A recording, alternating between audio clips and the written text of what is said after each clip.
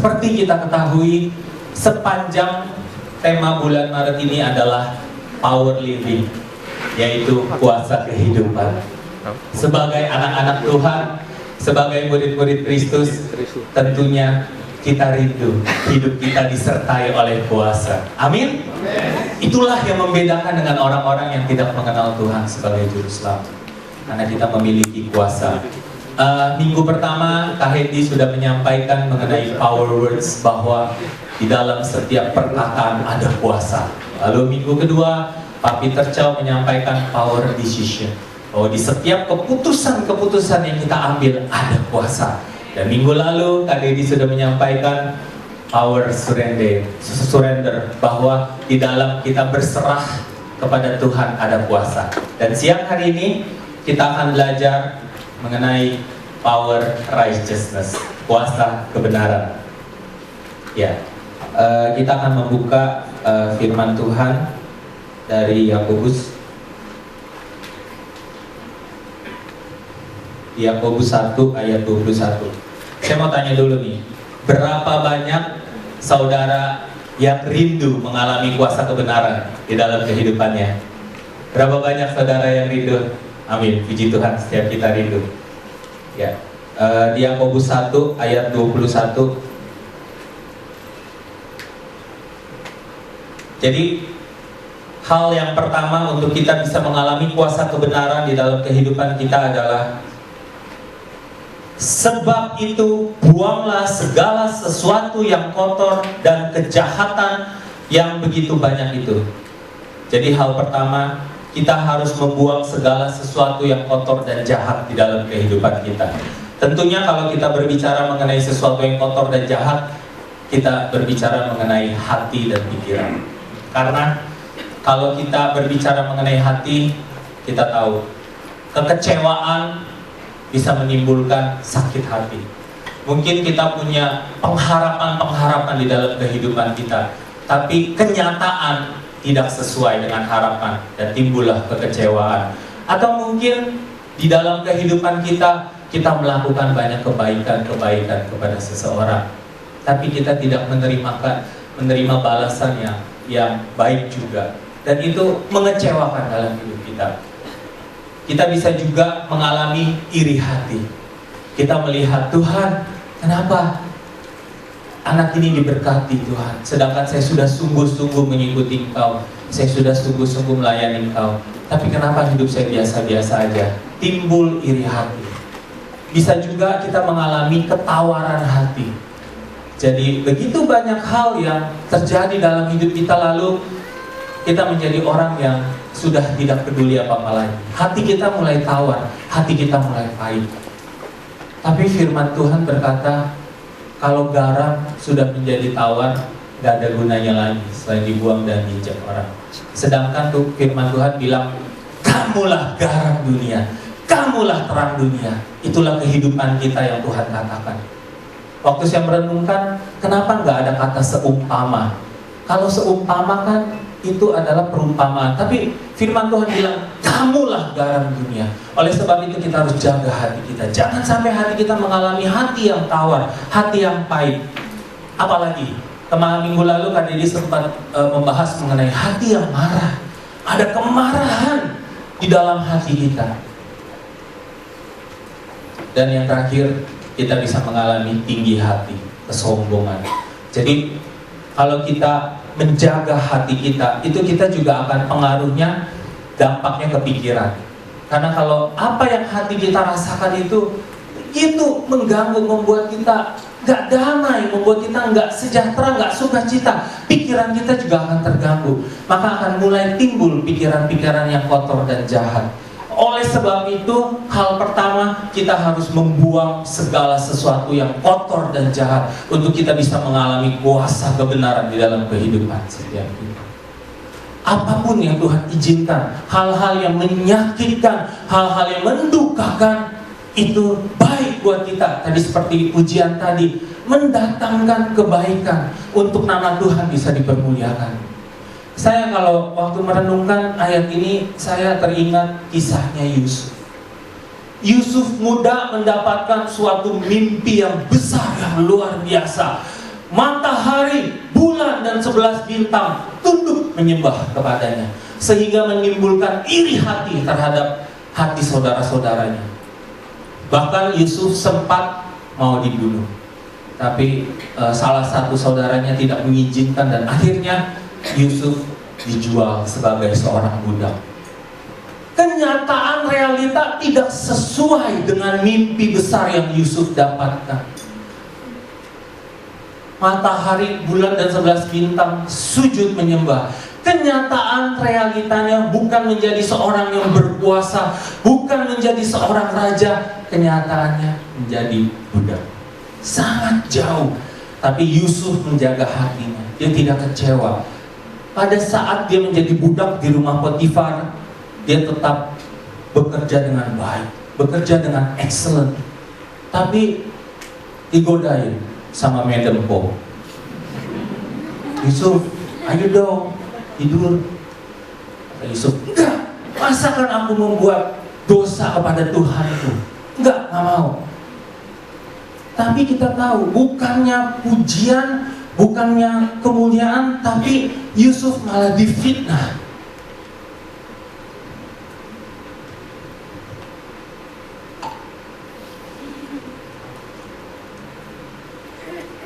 Bahkan dipenjarakan untuk kesalahan yang tidak pernah dia lakukan. Dipenjarakan karena menjaga kekudusan. Waduh, saya pikir ini kalau Yusuf nggak benar-benar membuang segala hal yang kotor dan jahat, mungkin di penjara dia berpikir begini, aduh, tahu begini, terima aja tawaran Madam Po. Kan jadi suami muda, jadi berondong kesayangannya. Jangan-jangan Madam Po tuh hangoutnya sama Cleopatra. Nanti jadi arisan berondong lagi. Kan kita tahu Potifar itu kepala pengawal Firaun. Berarti orang yang berkuasa, penjaga-penjaga yang menjaga keselamatan Firaun, Potifar kepala pengawalnya. Pasti orang yang punya peranan tinggi, yang punya posisi yang tinggi. Tapi yang luar biasa dari Yusuf, di penjara pun hatinya tidak memikirkan hal-hal yang kotor dan jahat.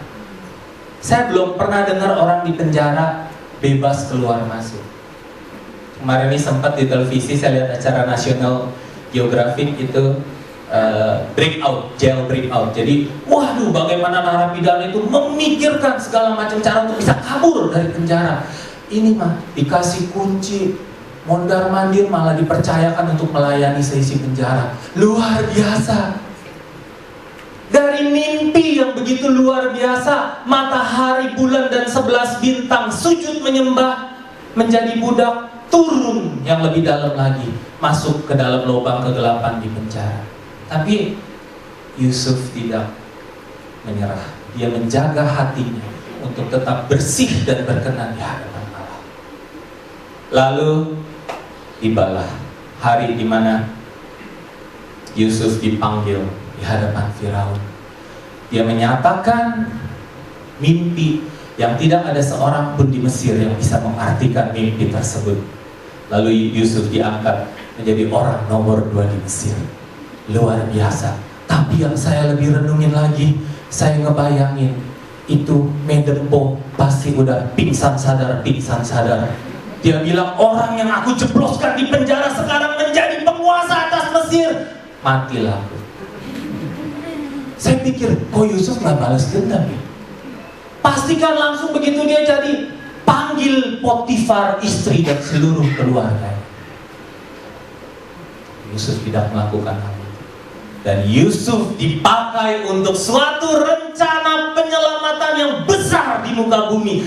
Pada saat bumi dilanda oleh kelaparan besar, Yusuf ada di sana menjual kelimpahan gandum yang dia manage selama 7 tahun kelimpahan, dan tiba 7 tahun kelaparan, Yusuf ada di sana memanage. Tuhan meninggikan orang yang selalu menjaga hati dan pikirannya untuk tidak melakukan hal yang kotor dan jahat. Ada amin, saudara-saudari? Amin. Beri kemuliaan dulu dong buat Tuhan.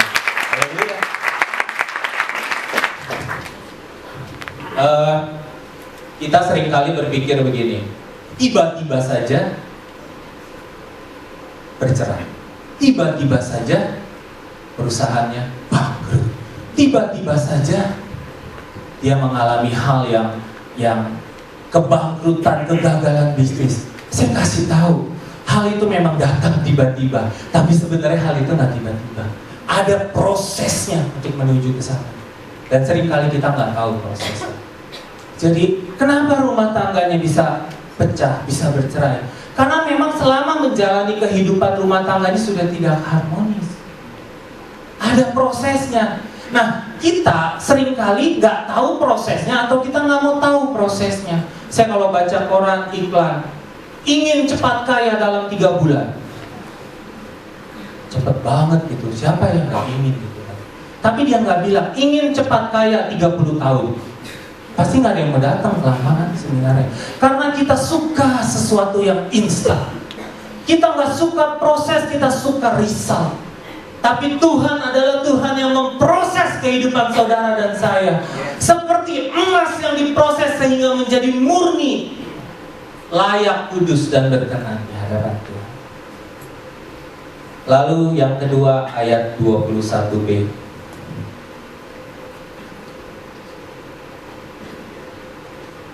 Terimalah dengan lemah lembut firman yang tertanam di dalam hatimu, yang berkuasa menyelamatkan jiwamu.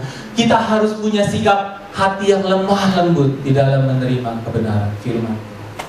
Jangan keraskan hati kita, karena firman Tuhan itu berbicara untuk kebaikan kita. Kita baca sebentar di 2 Timotius 3 ayat 16. Kita baca sama-sama ya.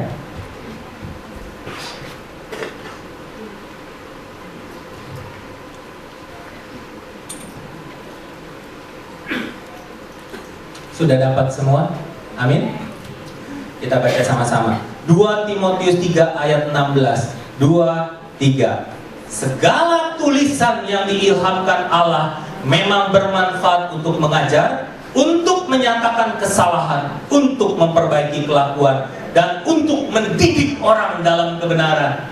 Amin. Haleluya Bapak Ibu Saudara. Firman Tuhan itu demikian. Tapi seringkali kita mengeraskan hati kita.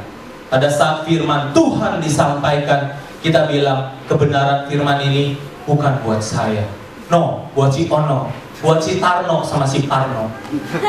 Padahal firman Tuhan itu berbicara untuk setiap kita. Kenapa kita bilang, wih ini firman untuk si A? Kalau firman menyampaikan mengenai kesatuan, wih yang ini nih suka ribut nih untuk dia. Kalau firman Tuhan berbicara mengenai kekudusan, wih ini yang masih terikat dalam pornografi. Kalau firman Tuhan berbicara mengenai kuasa, wih ini untuk dia yang hidupnya selama ini tidak memiliki kuasa. Kenapa kita nggak ambil firman Tuhan itu dan kita masukkan dalam kehidupan kita, supaya hidup kita dipimpin dari satu kebenaran menuju kebenaran yang lain? Karena firman Tuhan berkata, firman itu seperti pelita bagi kakiku dan terang bagi jalanku. Seringkali kita nggak tahu di depan ada apa. Seringkali kelihatannya kita sudah mentok, sini udah tembok, udah nggak bisa kemana-mana lagi, jalan di tempat. Tapi firman Tuhan bisa membuka jalan.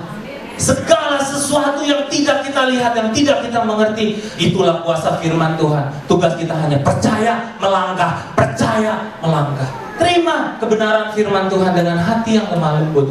Raja Daud jatuh di dalam dosa pada saat dia mengambil Bathsheba sebagai istrinya. Lalu dia mengirim suaminya ke medan peperangan. Uria, salah satu pahlawan Daud yang gagah perkasa, ditaruh di depan. Setelah itu ditinggalkan, pasukannya ditarik mundur.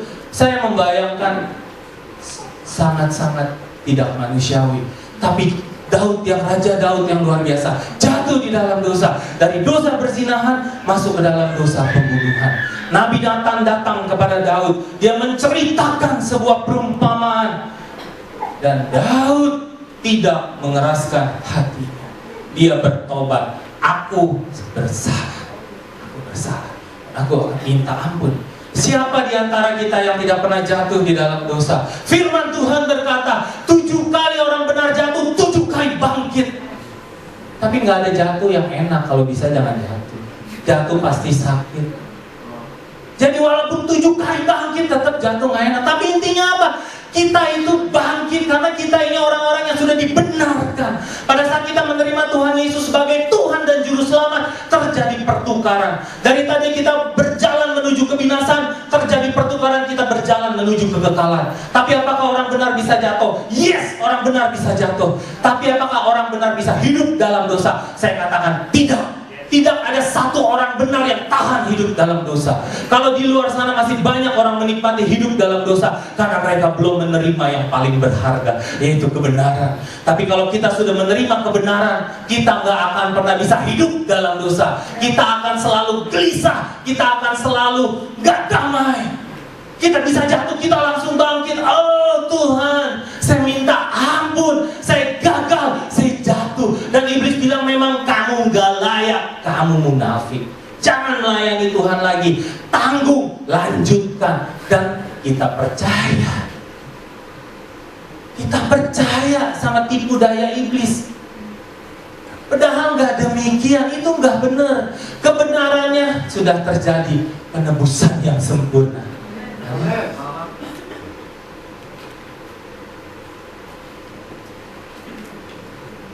Lalu di dalam ayat ke-22, jadi yang pertama untuk bisa mengalami kuasa kebenaran, kita harus membuang segala sesuatu yang apa? Yang kotor dan jahat. Lalu yang kedua, menerima firman Tuhan dengan hati yang lemah lembut. Dan yang ketiga, kita baca dari ayat 22 sampai 25. Masih di Yakobus. Tetapi hendaklah kamu menjadi pelaku firman dan bukan hanya pendengar saja. Sebab jika tidak demikian, kamu menipu diri sendiri. Sebab jika seseorang hanya mendengar firman saja dan tidak melakukannya, ia adalah seumpama seorang yang sedang mengamat-ngamati mukanya yang sebenarnya di depan cermin. Baru saja ia memandang dirinya, ia sudah pergi atau segera lupa bagaimana rupanya. Tetapi barang siapa meneliti hukum yang sempurna, yaitu hukum yang memerdekakan orang, dan ia bertekun di dalamnya, jadi bukan hanya mendengar untuk melupakannya, tetapi sungguh-sungguh melakukannya, ia akan dikatakan apa, saudara-saudara? Berbahagia oleh perbuatan. Inilah hal yang ketiga yang saya mau sampaikan siang hari ini, bahwa kita harus menjadi pelaku dan bukan hanya pendengar. Pada saat saudara mendengar kebenaran firman Tuhan, pengetahuan itu bertambah di dalam kehidupan kita. Masuk, terus bertambah. Semakin banyak pengetahuan akan kebenaran. Tapi saya mau katakan, kalau kita nggak melakukan kebenaran itu, berhenti sampai di pengetahuan. Oleh sebab itu kita akan menjadi anak-anak Tuhan yang tahu segalanya. Dari Kejadian sampai Wahyu kita tahu. Kita sampaikan, kita berbicara, kita katakan kebenaran, tapi nggak ada kuasa karena belum dilakukan. Oleh sebab itu pada saat kita melakukan, kita mengaktifkan kebenaran itu dalam kehidupan. Waktu kemarin banjir, mati lampu, kalau kita punya genset, kita perlu aktifkan supaya genset itu bisa masuk mengalirkan listrik ke rumah. Tapi gak ada gunanya sih kalau genset itu kita nggak aktifkan, kita nggak nyalakan, nggak ada aliran listrik yang masuk ke dalam rumah. Demikian juga hidup kita. Setiap kita itu perlu menjadi pelaku-pelaku firman supaya pikiran kita ini nggak penuh dengan pengetahuan, menjadi seperti laut mati yang seluruh aliran sungai masuk dan bermuara berhenti di situ. Oleh sebab itu, laut itu dikatakan laut mati karena tidak ada satupun makhluk hidup yang bisa hidup karena kadar garamnya yang begitu tinggi. Jadi kita harus melakukan firman Tuhan. Saya mau bilang, mudah melakukan firman Tuhan, tergantung.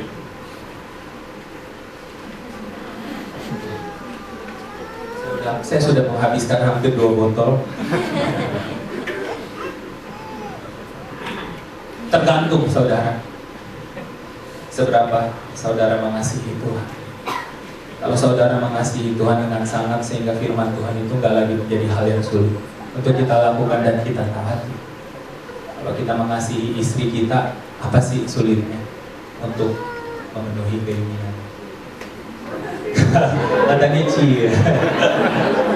Saya ya sudah 14 tahun pernikahan, sampai hari ini masih ngedate loh. Masih nonton bioskop bareng, masih dinner bareng gitu loh. Minggu ini dia ngajakin saya ngedate. Saya bilang, saya nggak nafsu. Tunggu saya selesai khotbah. Tunggu minggu depan. Saya udah gemeter-gemeter. Saya bilang, mau ngajakin ngedate, ngajakin dinner. Udah lah, nggak usah lah, lebih baik. Percuma juga, saya nanti nggak akan tahu juga tuh nonton film apa. Wah, pikirannya kemana-mana.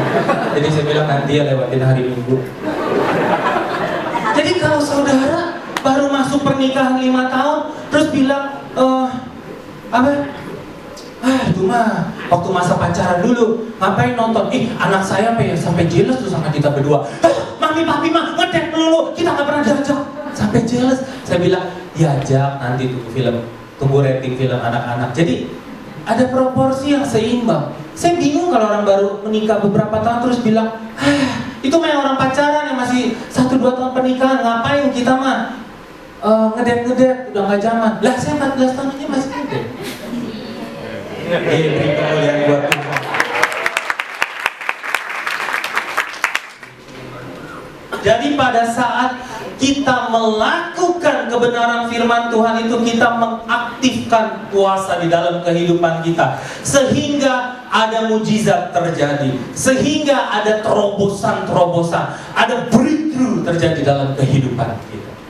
Jadi kita perlu mengaktifkan. Saya yakin kita jadi anak Tuhan, ada yang udah 1 tahun, 3 tahun, 5 tahun, 10 tahun, bahkan 20 tahun.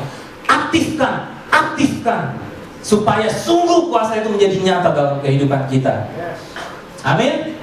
Jadi kalau saya pikir begini, kalau kita ilustrasi gini, kalau kita mengetahui skill mengemudi dengan sangat tinggi, tahu semua teorinya, waduh, pertama kali kalau yang manual kita harus masukin persneling, kita injak kopling, angkatnya pelan-pelan. Jangan lupa setting dulu kursinya, pasang seat beltnya. Wah, kita bisa explain orang sampai, oh gitu ya. Terus bawa mobil di Jakarta jangan terlalu yakin sama lampu merah, karena lampu merah itu memiliki arti yang berbeda. Kalau di Jakarta lampu merah, serbu, berani, terobos. Jadi saya selalu bilang sama istri saya, walaupun kita hijau mereka merah, hati-hati. Tetap percaya sama mata diri. Saya yakin orang-orang di Jakarta itu semua skillful. Karena ini melampaui peraturan. Kadang jalur lambat, jelas dia bisa potong, masuk ke jalur cepat. Kita mau masuk jalur lambat sampai ngerem-ngerem kebingungan. Udah gitu, belum sempat kita marah, dia buka helm, dia merotot, tunjuk-tunjuk. Saya jadi bingung, siapa yang salah, siapa yang benar. Belum sempat marah udah kaget duluan. Karena kita diajarin kalau ada kejadian di jalanan, masalah benar salah galak dulu, jadi orang takut. Itu loh yang saya diajarin waktu SMA. Lu kalau sampai nyerempet atau apa, lu urusan lain, pokoknya lu marah-marah dulu, ngamuk dulu, nanti dia takut. Jadi bener loh, dipraktekkan. Kita salah loh kalau kita punya begitu banyak kebenaran gak dipraktekkan. Mereka punya begitu banyak kesalahan dipraktekkan.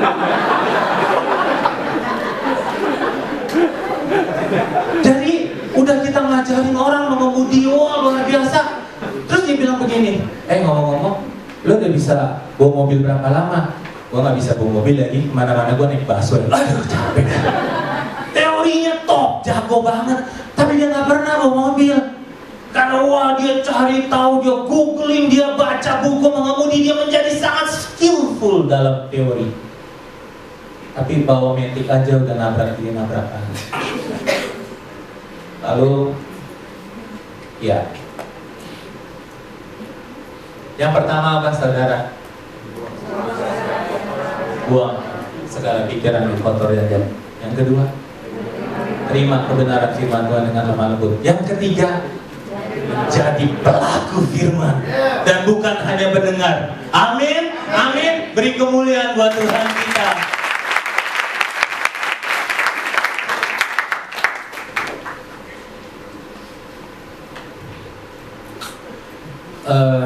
kehidupan kekristenan saya selama 7 tahun pertama tidak menunjukkan perubahan yang signifikan. 11-12 lah dengan kehidupan yang lama. Cuman dulu statusnya menuju kebinasaan, sekarang statusnya menuju kehidupan. Tapi karakternya nggak banyak berubah. Tapi pada saat saya mengambil keputusan, saya bilang, Tuhan, kok hidup saya begini-begini aja ya, nggak ada gitu banyak perubahan. Marah ya marah, ngamuk ya ngamuk. Papa saya itu mendidik saya dengan disiplin yang keras. Tujuannya baik, tapi saya nggak dapat kasihnya, cuma dapat kerasnya. Jadi dia tidak pernah memuji, tapi kalau salah dia selalu marah-marah. Tapi saya bersyukur atas disiplin yang dia berikan dalam hidup saya. Cuman karena saya itu yang saya tangkap selama hidup saya, jadi yang keluar cuma marah-marah. Jadi waktu saya melanjutkan usaha papa saya di toko, kalau karyawan saya melakukan kesalahan yang membuat saya rugi dan bukannya untung, saya marahin. Tapi yang luar biasa, sudah 1 jam saya marahin, terus ada pembeli, saya stop dulu. Kan saya mesti dagang dong, gak bisa dapat duit. Masa marahin orang kan gak dapat duit, repot juga. Jadi saya stop dulu, nanti saya marahin lagi, nyambung kayak sinetron. Terus pas jam makan siang saya pergi dulu, saya makan dulu, saya minum dulu, biar dapat kekuatan yang baru gitu loh. Lalu saya balik lagi ke toko, selesai mau tutup toko, saya panggil, saya marahin lagi. Waduh, saya kalau mengingat, wow, betapa buruk gitu. Tapi puji Tuhan ya, dia nggak sampai, waduh sakit hati banget gitu, sehingga terjadi hal-hal yang buruk. Perlindungan Tuhan sempurna dalam kehidupan saya. Tapi waktu saya memutuskan untuk membaca firman Tuhan, menjadi sebuah gaya hidup dan bukan menjadi sebuah keharusan, tapi menjadi sebuah kebutuhan. Saya baca Perjanjian Lama 1 pasal, Amsal 1 pasal, Perjanjian Baru 1 pasal. Kehidupan saya diubahkan. Pada saat saya mempraktekkan kebenaran-kebenaran itu, ada kuasa yang mengalir, kehidupan saya diubahkan. Ada salah seorang customer beli barang sama saya, Pak, pelatnya salah beli ukurannya, saya mau pulangin pelat bajanya. Tapi kan di bon udah ditulis barang yang sudah dibeli tidak dapat ditukar atau dikembalikan. Boleh nggak? Saya bilang, tukar aja Ci, nggak apa-apa. Bener nih, bener. Yakin nih, yakin. Loh kok jadi dia bingung? Tadi dia tanya, udah saya yakin dia bingung. Terus dia bilang begini, nggak apa-apa ya? Iya nggak apa-apa. Saya baru pulang dari Australia. Mau kaos nggak? Enggak Ci. Gantungan kunci? Enggak Ci. Apel ya? Enggak Ci. Nggak usah, nggak apa-apa Ci, pulangin aja. Bener Ci, nggak apa-apa. Pesan saya 1, besok-besok belanja lagi di toko saya kalau memang perlu. Saya bilang gitu. Tapi tahu nggak saudara, sampai hari ini nggak pernah belanja. Tahu begitu saya terima tuh 3 tawaran. Gantungan kunci, kaos sama apel lumayan. Nggak, bercanda. Artinya apa? Saya diberkati gitu loh. Waktu saya melakukan itu saya suka cita. Pada saat saya ke bank BCA, saya mau tarik uang 5 juta. Wih, dia malah isi setor 5 juta. Jadi saya untung 10 juta. Zaman begini untuk 10 juta karena kesalahan bank. Wih, di mana lagi? Langsung pesan Air Asia Singapura 3 hari 2 malam, beli 5 berangkat.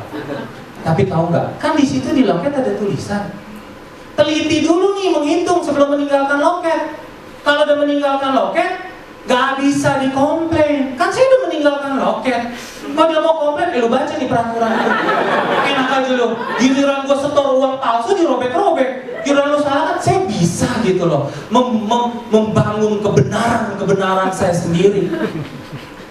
Tapi firman Tuhan berkata setiap jalan orang adalah lurus menurut pandangannya sendiri, tapi Tuhanlah yang menguji hati. Apa hati saya benar berkenan?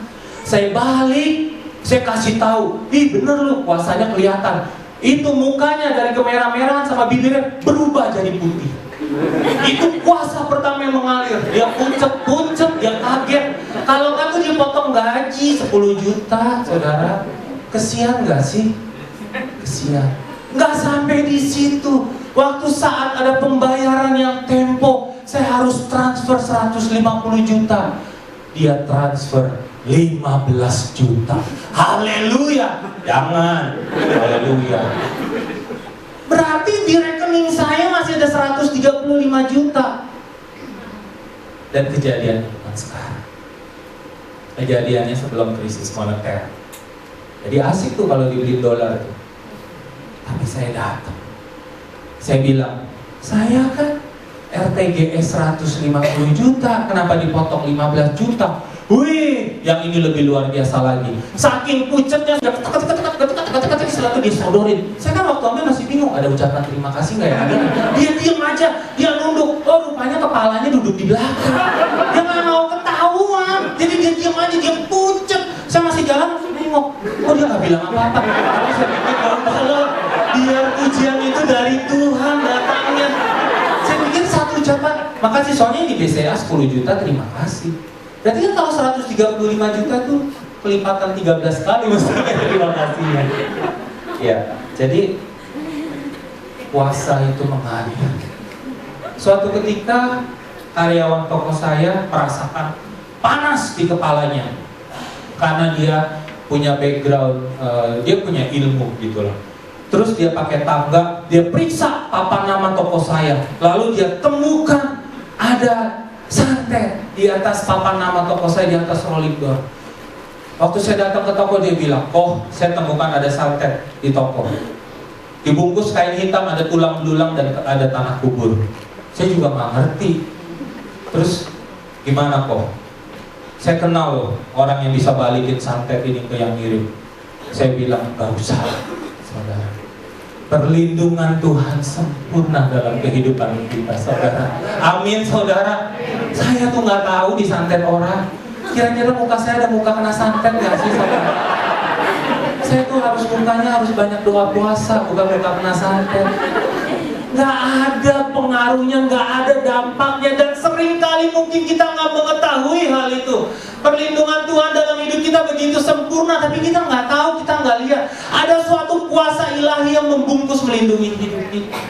Sehingga saya bilang, udahlah nggak usah pusingin lah. Buktinya dia lempar santet, nggak lempar santet, kok Tuhan berkatin toko ini gitu loh. Saya mulai mempraktekkan kasih sama anak-anak buat di toko. Saya mempraktekkan kasih, saya santai.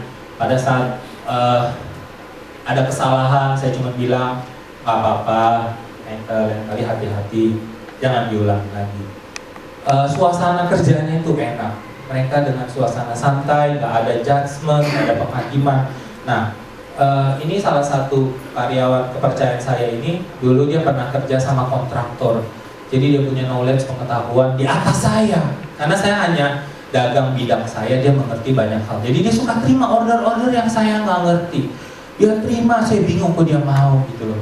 Terus kadang-kadang dia juga punya tim untuk membangun ruko. Jadi kalau dia membangun ruko, itu dia bisa dikasih hampir 100 juta. Waktu saya dengar dia hampir kasih 100 juta, saya minder, gaji dia berapa sih saya bayar? Kok dia masih mau sih sama saya gitu loh, masih ngikut sama saya.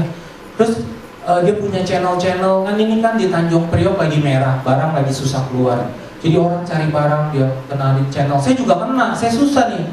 Bahan-bahan kawat baja saya juga nggak keluar. Jadi dia supply. Tapi yang luar biasa, dia kasih saya, dia nggak untungin. Kalau sama yang lain, 1 kilo dia untungin 1.500 kali sekian ton. Dia dapatlah sekian juta dari toko yang dia supply. Sama saya dia nggak untungin, saya sampai nggak enak sendiri. Benar nih, iya benar. Saya tambahin ya, sekilo 500, pelit juga sih. Jangan 1.500 ya 500. Gak usah kok. Kalau sama engkau, saya juga walaupun nggak dapat lebih untung, saya seneng. Pada saat kita melakukan kebenaran Tuhan, ada God favor menyertai hidup kita. Gak ada kebanggaan. Kalau saya bilang anak buah saya kenapa bisa ikut sama saya kasih tahu saudara, gak ada glory, gak ada kebanggaan. Itu semata-mata karena perkenanan Tuhan di dalam setiap kehidupan kita.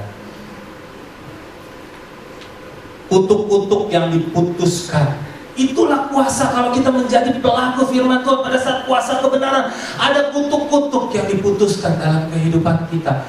Background saya itu, saya diminta di Gunung Kawi.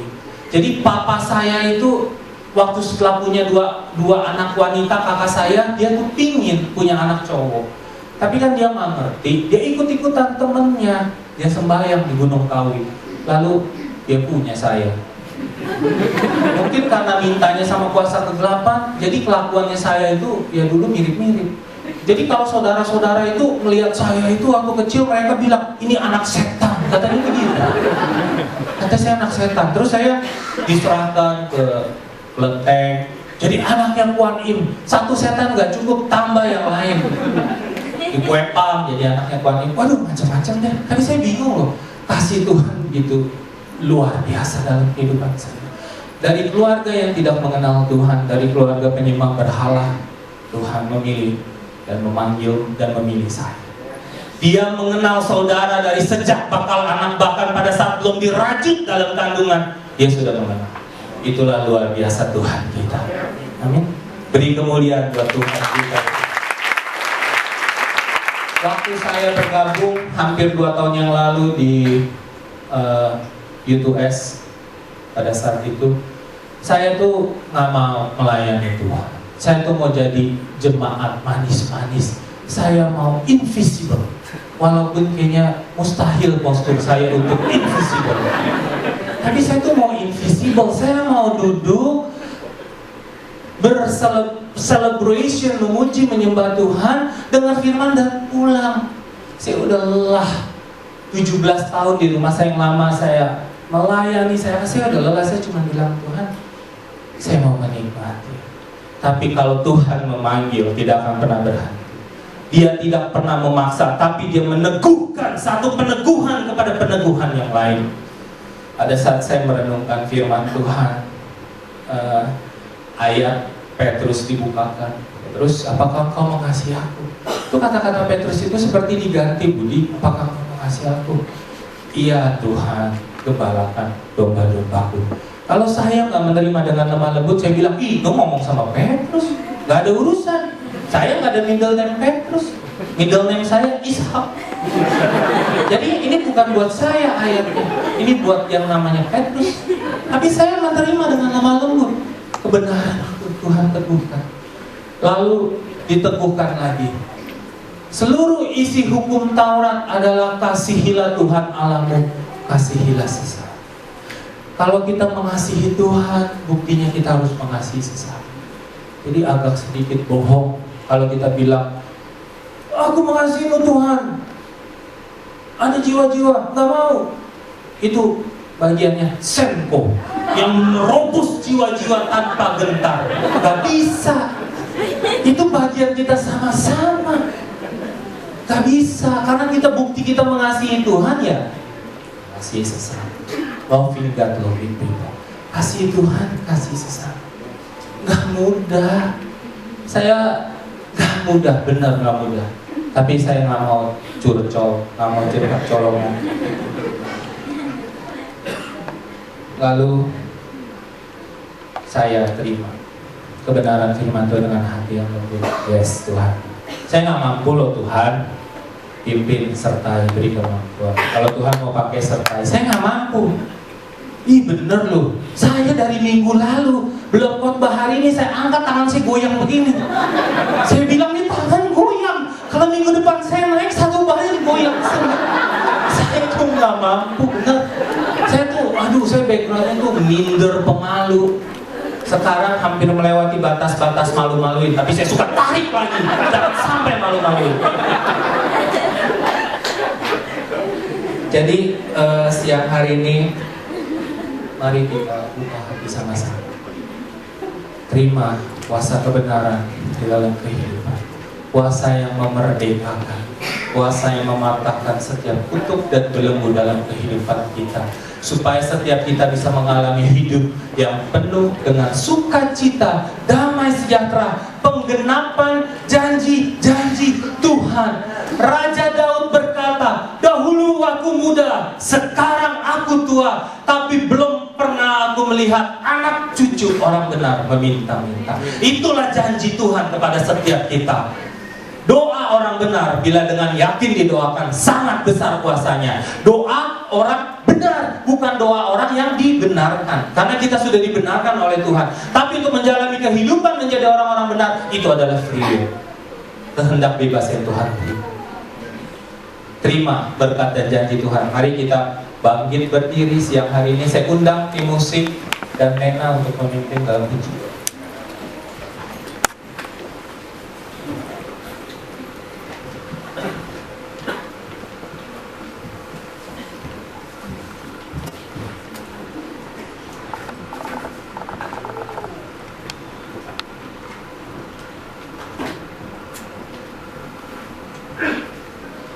dalam suasana doa, kita persiapkan hati kita. Hari ini adalah hari berakhirnya doa puasa korporat selama 21 hari. Saya yakin ada kuasa-kuasa yang dinyatakan. Amin. Kemarin waktu doa simfoni hari Selasa, waktu saya merem, saya melihat ada panah-panah api yang dipanahkan ke setiap kepala kita pada saat dia berdoa. Tapi waktu panah api itu mendekati, itu ada seperti ada suatu selubung yang membungkus dan panah-panah api itu patah. Saya percaya itu hasil doa puasa korporat saudara dan saya. Ada puasa, kita nggak lihat puasa itu. Tapi peperangan kita bukanlah melawan darah dan daging, tapi peperangan kita melawan penguasa-penguasa roh jahat di udara. Dan kuasa-kuasa itu mulai dipatahkan. Siang hari ini Tuhan hadir. Dia rindu menyembuhkan saudara, membalut setiap luka saudara, membangkitkan semangat saudara. Dia rindu. Buka hati dengan lembut. Kita dengarkan pujian ini.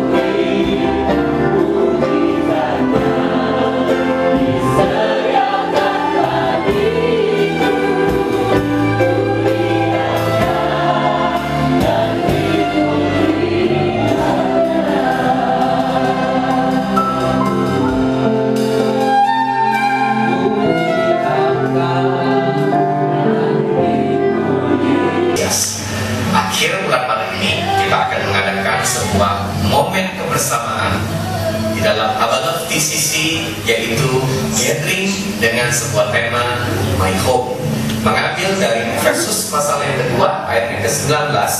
Demikianlah kamu bukan lagi orang asing dan pendatang, melainkan kawan sewarga dari orang-orang kudus dan anggota-anggota keluarga Allah. Anda bukanlah pendatang dan bukanlah orang asing. Kita semua sebuah keluarga. Jadikan tempat ini sebagai sebuah keluarga.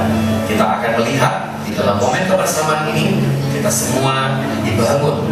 Kita akan bersekutu, kita juga akan mengalami proses di mana kita semakin disatukan sebagai sebuah keluarga rohani.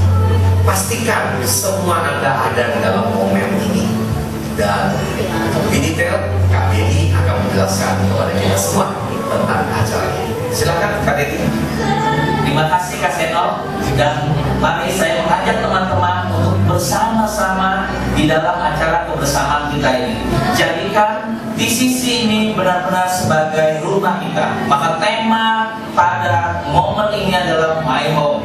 Dan kita akan mengadakan kebersamaan kita ini pada tanggal 29-30 Maret 2013 di Grand Pesona Hotel, itu di daerah Ciawi. Dan pastikan keikutsertaan setiap kita. Siapa saja yang boleh ikut adalah semua teman-teman, rekan-rekan, sahabat baru kita, rekan-rekan Kristus, semua libatkan untuk bisa terlibat di dalam acara ini, agar kiranya setiap kita bisa mengikat kebersamaan, bisa mengikat kekeluargaan, dan terwujud daripada apa yang menjadi kehendak Kristus, agar bahwa setiap kita adalah merupakan bagian daripada anggota tubuh Kristus. Kita bukan orang asing lagi, tapi kita adalah warga negara kerajaan surga. Jadi pastikan tanggalnya, yaitu 29 dan 30 Maret 2013, dan kita akan membentuk acara team building ketika kita pertama kali datang, dan sore harinya akan disusul dengan acara kebersamaan yang akan dilimpahkan sukacita yang melimpah. Maka kita akan mengikat satu dengan yang lain sebagai anggota keluarga, sebab kita tidak hanya saling mengenal, tetapi juga kita akan menikmati kebersamaan yang penuh dengan sukacita. Dan esok paginya kita juga akan dipimpin oleh Kak Budi Setiawan untuk kita bersama-sama mendengarkan arahan daripada kehendak Allah yang dari kebenaran firman Tuhan. Dan acara ini akan ditutup oleh Kak Seno Wijaya sebagai pemimpin kita di DCC. Dan pastikan sekali lagi untuk catat tanggalnya 29-30 Maret 2013. Jangan ada satupun yang ketinggalan di antara kita. Tuhan Yesus memberkati.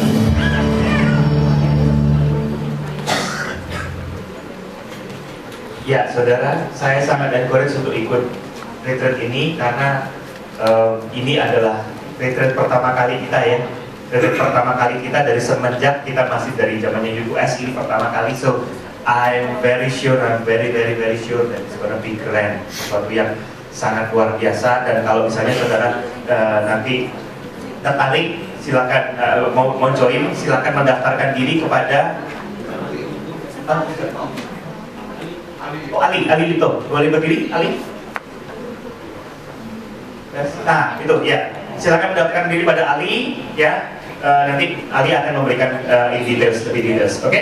Berikutnya, news berikutnya. Minggu depan kita akan dilayani oleh Kak Seno dengan tema Raise Your Banner. Kenapa? Karena kita sudah bicara tentang sebulan ini, selama 4 minggu berturut-turut kita bicara tentang our living, dan pada akhirnya kita harus mengalami kemenangan. Karena minggu depan juga waktu yang bersamaan kita akan merayakan Easter celebration. Yay! Can I hear a yay? Okay. Kenapa saya justru sangat excited dengan, jujur saya harus katakan saya lebih excited dengan Easter daripada dengan Natal. Karena firman Tuhan juga mengatakan, ingatlah akan kematian dan kebangkitan Tuhan. Dan minggu depan adalah kita merayakan kemenangan Tuhan, yang menang atas kayu salib dan atas kematian. So, kalau saudara dengar mungkin ada brosur-brosur, doakan dan hadirilah. Saya katakan tambah satu lagi, ajak teman-temanmu, ajak anggota keluargamu untuk datang. Doakan, hadiri, ajak teman-temanmu. Oke? Setuju? Agree? Do we have a deal here? Oke, good. Berikutnya, kabar baik buat semua anggota STK One on One. Hari ini kita akan jalan-jalan ke luar negeri. Oke, cuma ruangannya aja yang di luar negeri gitu ya. Ruangan yang New York, tanggal 24 Maret hari ini jam 12 akan ada STK untuk One on One. Jadi silakan nanti mengikuti langsung. Dan yang terakhir, nah, per tanggal 31 Maret semua mobil diminta untuk diparkir di B2 ya. Jadi, oh iya, karena ada renovasi untuk di lahan parkirnya, ada renovasi, jadi diminta semuanya untuk parkir di B2. Oke, yuk mari kita semua bangkit berdiri dan kita akan akhiri celebration kita.